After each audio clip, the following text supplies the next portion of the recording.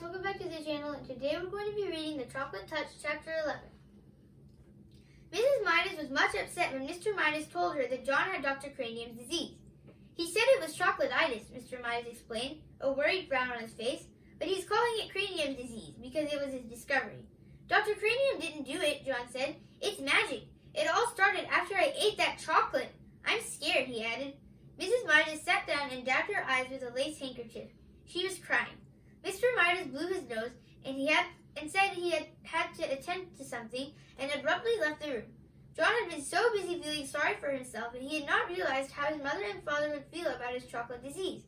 Never mind, Mother, he said, putting his arm around her shoulders. It's all right. Really, nothing was all right, but he couldn't bear to see his mother's tears. He kissed her wet cheek. His eyes were shut as his lips softly touched her, so he didn't see the change right away. Then his lips began to feel sticky. He opened his eyes. His mother had turned into a lifeless statue of chocolate. John ran wildly out of the house without thinking where he was going or what he was going to do. All he knew was that somehow he must get help. For the first time in a long while, he forgot about himself altogether. Now he didn't care about anything but bringing his mother back to life. Without quite knowing how he got there, John found himself at the corner where he had bought the chocolate box. The lot was no longer an untidy rubbish dump.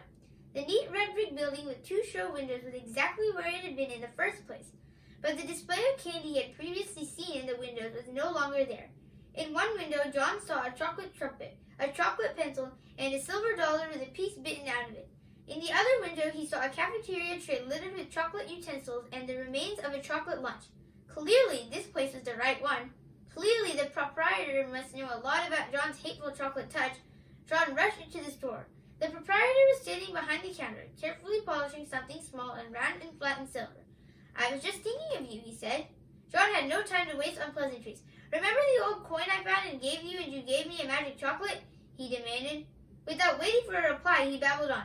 I ate it and it made everything that touches my mouth turn to chocolate and I kissed my mother and now she's chocolate and I've got to change her back. Easy now, murmured the storekeeper. Calm yourself. There was an expression of satisfaction in the old man's eyes. It's all your fault, John declared. If my mother isn't made better again, I'll fight you till you're dead.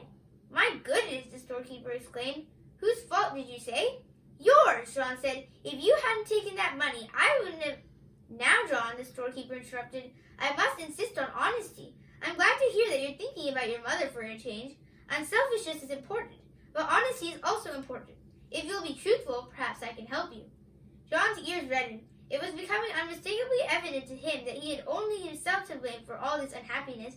He looked straight into the storekeeper's eyes. I'll do anything. I'll work for you all my life for nothing if you'll turn my mother back. You can turn me to chocolate instead if you want. The storekeeper apparently ignored John's offers. You were right, John, he said. When you guessed that I had something to do with your acquiring the chocolate touch, but you yourself earned the coin that bought the chocolate touch. Only greedy people can even see that kind of money. Dr. Cranium was right, up to a point. I suppose that one could say that you had chocolatitis, but it was just an outward sign of selfishness. My mother, John reminded the storekeeper frantically. My mother's turned to chocolate. Do something about it. Oh, please do something about it. I'm glad that you are concerned, the storekeeper commented hurriedly. Part of your cure is to be concerned about other people. You have been so greedy that you didn't care what happened to other people. Oh, I know, John admitted woefully. But please decide about me later, and please make my mother better now. Well, John, the storekeeper said, if you had to choose between getting rid of your chocolate touch and restoring your mother to life, which would it be? For one moment, John couldn't help imagining a future of all chocolate meals. The thought was terrible. But then he thought of his mother as she had been when he had left her, a motionless chocolate statue, unable to speak, her chocolate hand still holding her lace handkerchief. Without further hesitation, John said, Help my mother. Well, John, the storekeeper said, I'm going to give you another chance. When next you go to school, your chocolate pencil will be a real wooden pencil with lead in it. But, John began to protest, what did the pencil matter? The chocolate knife and fork and spoon you left on your tray in the cafeteria will have turned back to metal. Your chocolate trumpet will be a shiny golden one again. But, John said, don't worry about Dr. Cranium's spoon. He will find a whole silver one on the floor where the broken chocolate one lay. But how about, John said, Susan Buttercup will discover that the chocolate stains on her party dress and her party shoes were nothing but water. After all, her silver dollar will be all right. John could stand the suspense no longer. My mother, he shouted. What about my mother? Will she be all right? The storekeeper smiled. Why don't you run along home and find out, he suggested. John turned without even saying goodbye and ran out of the store. The storekeeper went back to the disc that he had been polishing, a disc the size of a quarter. It had to be polished smooth, ready for a new set of initials in case the need for them should arise. Thanks for watching. Make sure to like and subscribe.